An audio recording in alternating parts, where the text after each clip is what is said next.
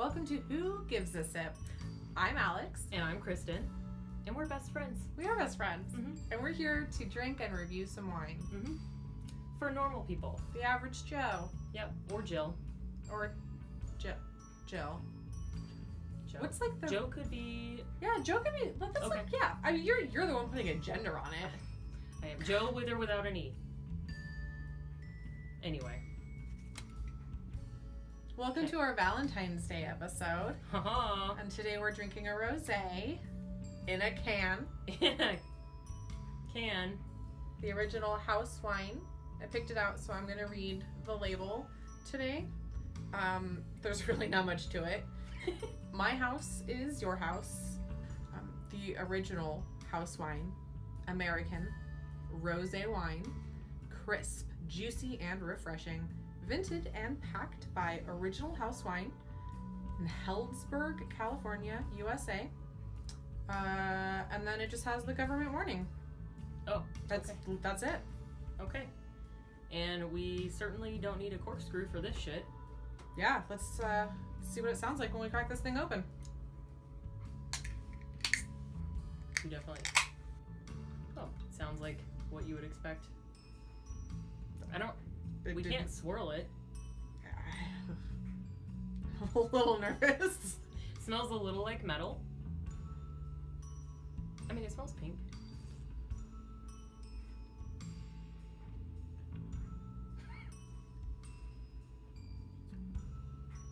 You can't see what it looks like because it's in a can. I'm gonna pour some in a glass. It's definitely not terrible. No. I wonder, you know what, I bet though that having it in a metal can probably does mess with the flavor of it. You would think. Yeah. Yeah. It's a little metal-y. I get a hint. A hint of I metal. don't think you're supposed to smell it. Did you? Smell it. Oh. Yeah, don't do that to yourself. My recommendation, if you want to take your wine with you on a hike or like a picnic maybe, is get one of those metal tumblers that you can get at Total Wine that has the screw cap on it, and just pour your bottle of wine into that instead of buying it in a can. Well, cheers to that. I'm still gonna drink this. Yeah. Because it's fucking Valentine's Day. Yeah. And it's pink. It's pink. I mean, It's not the worst thing. No.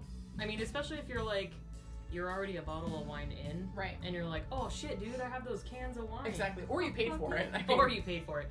Yeah, that happened. So. I mean, it was like $4 a can. Yeah. Oh, no, it was like $5. It was $5 a can. Okay. I'm drinking this shit. Yeah. Fuck yeah. It's like a watered down mixed drink. Yeah, okay. Like if you had like a vodka cran and you let the ice melt for a while. Mm-hmm. It has that kind of... Oh, I actually just tasted metal. Uh-oh. Are you gonna make it? Yeah. It messes with the flavor. Mm-hmm. I can't pick out like a distinguishable No, it tastes like pink wine.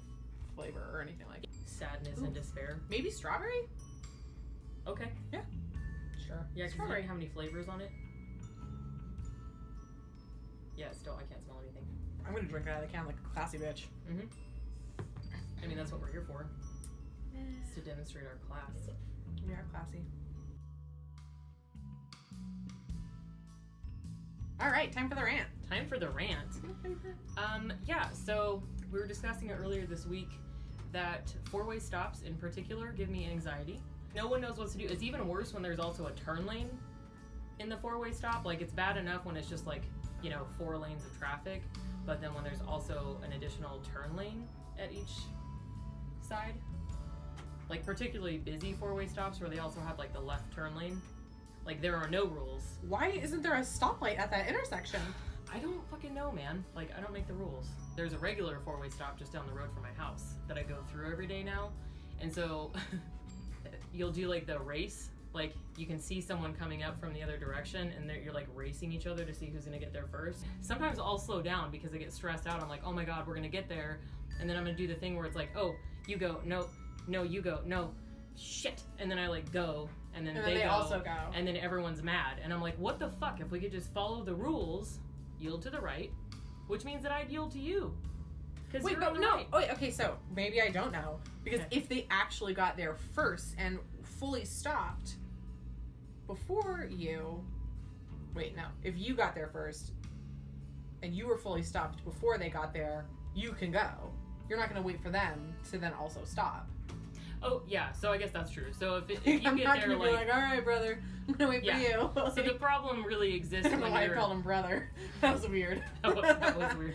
I don't think I've never done that before in my whole life. No, I mean you call your brother, but yeah, that's fucking okay. I don't know. That took a left turn.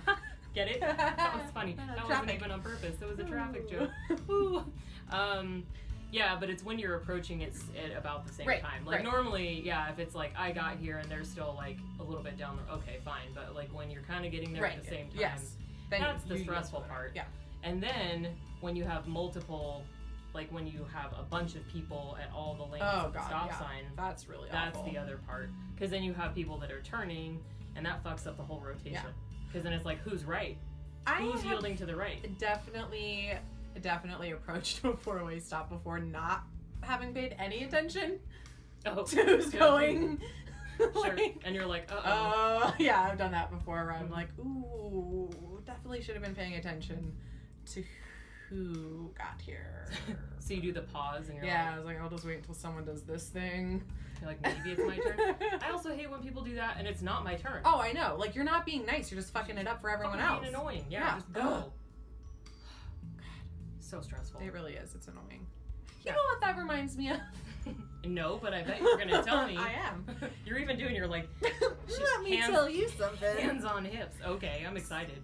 It's very polite when someone holds the door for you, but I don't like it when someone holds the door from you and you have to like run. Dude, I just had that at work the other day. Yep. Because like you're very far away, and so you're like, okay, I'll just like sprint so that you don't have to stand there for 5 minutes while you hold the door for me. Yeah, because they're juggling. Like I'm on the other side of the parking lot. Yeah. I appreciate that you're being kind and that you're holding the door, but now, like, on the other hand, though, I feel guilty because you're waiting for me. I don't know. It's like it's a very tricky situation. And I'm usually like, no, it's all right. Like, I'll get there when I get there. Like, you don't have to hold it for me. They're like, no, it's okay. I'm like, all right, I guess I'll speed walk then. Yeah. Thanks. Thanks for making me feel bad. Yeah. Yeah. I mean, I guess keep holding the door for me then. I don't know. I mean, it's nice. Maybe they'll just like walk regular speed and then like they'll never do it again for anyone else ever. We'll teach like I'll be that one person who like ruins it for everyone. Yeah, they're like a sudden rash of no more door holding sweeps the country. Yeah. Like... It turns out that Washington State is where patient 0 was, and all of a sudden no one holds doors anymore. What happened? Yeah. I think that the tie between all those things is politeness that really is actually an inconvenience. Yeah. Well, because it's inconveniencing both people. Right, that's exactly. The thing that's really what it is. It's that, and even to talk about like the four-way stops, when someone waves you ahead and it's actually their turn. Right. It's like you're inconveniencing everyone because the whole transaction took longer. Right. Because you made me go first, even though it's your turn. Right. Per the rules. Yeah. Yeah.